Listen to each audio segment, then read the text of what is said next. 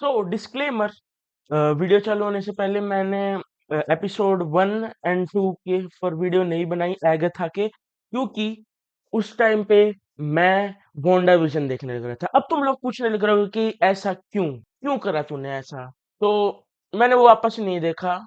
मेरे उस टाइम पे बोर्ड्स होने वाले थे 2021 जनवरी में, लेकिन वो कैंसिल हो गए थे। मज़े आ गए थे। लेकिन अब चालू करते हैं वीडियो को। Let's begin. तो हाँ, सबसे पहले हम पहले 2 एपिसोड्स जो आए थे एगाथा के, उनको एक बारी थोड़ा-सा रिकैप कर लेते हैं। तो हम वापस से वेस्ट व्यू में जाते हैं और फिर उसके बाद वहाँ पे हमको कैरेक्टर्स जो कि वांडाविजन में थे, वापस से दिखने लगते हैं। लेकिन इस टाइम पे वो सब के सब वोंडा के वश में नहीं है, सिर्फ़ और सिर्फ़ एगेथा है, जो कि हमने वांडाविजन के आखिर में देख ही लिया था। फिर उसके बाद फिर हम देखते हैं कि जो वोंडा ने स्पेल लगाई थी एगेथा के ऊपर वांडाविजन के अंत में, वो द टीन नाम के एक लड़के ने, मतलब कि उसका अभी तक नाम नहीं पता चलने लग रहा, उसपे जैसे ही वो बताने जाने लग रहा है, वैसे ही उसके मुँह पे एम का निशान आने लग रहा है। मैं कुछ नहीं कहने वाला, मैं बस मेफिस्टो। प्लीज़ मेरी बात मान लो। और ये वाली जो मेरी थ्योरी है कि मेफिस्टो ने उसके ऊपर ये स्पेल डाला है, उसके बारे में हम आगे भी बात करेंगे, क्योंकि अभी जो लेटेस्ट एपिसोड आया है उसके अंदर हमको नई इन्फॉर्मेशन पता चली है, तो टिके रहना आगे के लिए। फिर हम जाते हैं एपिसोड 2 के ऊपर। एपिसोड 2 के अंदर हमको द टीन का वो मुँह का, जो मैंने पहले भी बताया था, उसके बारे में पता चलता है। फिर उसके बाद हमको विचेस रोड के बारे में पता चलता है और एगाथा की एक थोड़ी-सी बैक स्टोरी भी पता चलती है कि उसने अपनी पावर्स कैसे अटेन करी थी विचेस रोड पे जाके। फिर अगाथा डिसाइड करती है कि उसको विचेस रोड पे वापस से चलना पड़ेगा, ताकि वो अपनी पावर्स वापस से अटेन कर पाए, जो कि वोंडा ने उससे छीन ली थी। लेकिन विचेस रोड पे जाने के लिए अगाथा को कवन की ज़रूरत पड़ेगी अपने। अगाथा बहुत ही ज़्यादा अनप्रेडिक्टेबल है और उस पे विश्वास नहीं किया जा सकता, और यही चीज़ इस पूरे के पूरे एपिसोड में दिखाई जाती है कि कैसे वो अलग-अलग विचेस के पास जाती है, ताकि वो विचेस रोड पे जा पाए और कभी भी तुमको बैक स्टैब कर सकती है और तुम्हारी सारी की सारी पावर्स ले सकती है, जो कि उसका इंटेंशन भी था। ऐसे ही वो सारी की सारी विचेस एक-दूसरे से बहस करने लग रही होती हैं कि एगाथा ने उनके साथ धोखा किया है। तो वहाँ पे सैलम 7 आ जाती है, जो कि पहले एपिसोड में बताया था कि अगाथा से उनको बात करनी है। और सैलम 7 के बारे में अगर तुम लोगों को नहीं पता, तो सैलम 7 मान के चलो एक प्योरिस्ट ग्रुप है विचेस का, जो कि चाहते हैं कि विचक्राफ्ट प्योर रहे। लेकिन फिर सरप्राइज सरप्राइज, विचेस रोड का दरवाजा भी खुल जाता है और फिर सारे के सारे विचेस रोड पे पहुंच जाते हैं। तो अब हम आते हैं एपिसोड 3 पे। तो हाँ, सो फार सीरीज ठीक ठाक ही जाने लग रही है, लेकिन there is still a chance कि एक ऐसा मोमेंट आए जिसमें ये सीरीज बिल्कुल अपना पीक पकड़ ले या फिर बिल्कुल डाउनहिल चली जाए।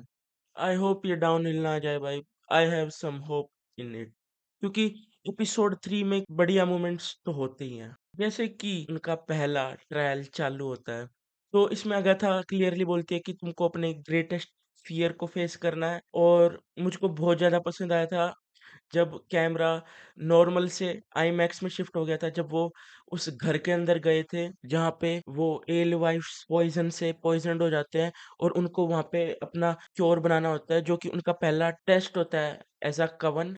लेकिन साथ में उनको अपने ग्रेटेस्ट फियर्स को भी फेस करना है, जैसे कि एलिसन वू का उसकी माँ के साथ था कि वो विचेस रोड पर गुम हो गई थी। लेकिन इसमें सबसे ज़्यादा इंटरेस्टिंग है अगाथा का सबसे बड़ा फियर, जो कि है कि उसने द बुक ऑफ डैम्ड, यानी कि डार्क होल्ड के लिए अपने बच्चे को बेच दिया था किसी आदमी को, जो कि in my opinion, in my theory is Mephisto. तो इससे पहले कि तुम लोग भाले और आग के साथ मुझको मारने के लिए आओ, उससे पहले मैं पहले ही बता दूं कि मेफिस्टो कॉमिक में भी ऐसा बहुत बार कर चुका है। जैसे कि उसने स्पाइडरमैन को भी जो उसकी सीक्रेट आइडेंटिटी थी वापस दे दी थी सिविल वॉर के इवेंट्स में। बकायदा उसको बस अपनी और मैरी जेन की शादी को कैंसल करना था, यानी कि डिवोर्स करना था, और साथ में उन दोनों की मेमोरीज चली जाएंगी। एंड इन माय थ्योरी मुझको ऐसा लगने लग रहा है कि जो द टीन है, जिसका अभी तक नाम भी नहीं हमको पता चलने लग रहा, जो कि उसके मुंह पर एम आने लग रहा है, you know where I am going, वो शायद अगाथा का बेटा है। ये मेरी बस एक थ्योरी है, मैं गलत भी हो सकता हूँ। फिर ना आगे एपिसोड प्रोग्रेस करता है, फिर उसके बाद इवेंचुअली वो क्योर बना भी लेते हैं एल वाइव्स पॉइज़न के लिए। और फिर उसके बाद जो टाइमर जब वो आए थे वहाँ पर चालू हुआ था, वो खत्म हो जाता है और फिर उसके बाद पूरी की पूरी जगह डूबने लग जाती है। लेकिन वो इवेंचुअली एस्केप भी कर लेते हैं। लेकिन एपिसोड के एंड में हमको पता चलता है मिसेज़ आर्ट मर चुकी है, जो कि शायद से अगले एपिसोड में ज़िंदा भी हो जाए। तो हाँ, ऐसे ही एपिसोड एंड हो जाता है।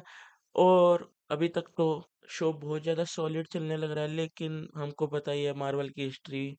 वो पहले 2 या 3 एपिसोड में उम्मीद बना देते हैं, फिर उसके बाद उम्मीद पे पानी फेर देते हैं और लास्ट में सीजीआई फाइट है तो सब के सब खुश हो जाएँगे।